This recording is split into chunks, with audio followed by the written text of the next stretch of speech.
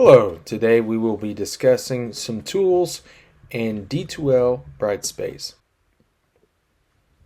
In a previous video, we discussed how to create modules. In this video, we'll focus on creating a file using the HTML editor in Brightspace.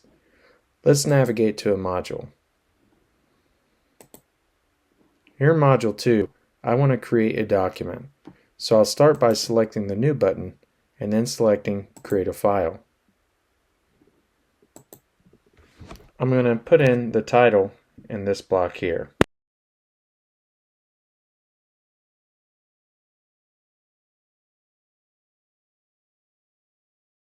Now, I can type everything into this box, but it is recommended to type the information into a Word doc and then copy and paste it from there. Hide and select a different font if you choose. You can bold or change to italics. Now let's say I want to add an image. It's just going to create some space below the wording.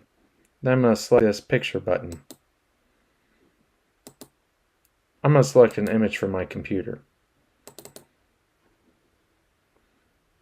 Once it's uploaded, I'll click the Add button.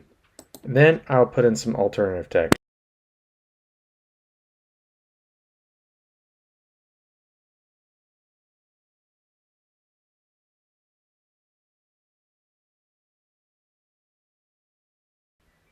Now I'll click Save, and then Save and Close.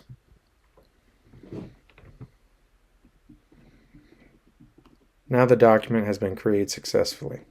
To ensure this published correctly, I will now go in to class list and change over to the demo student view.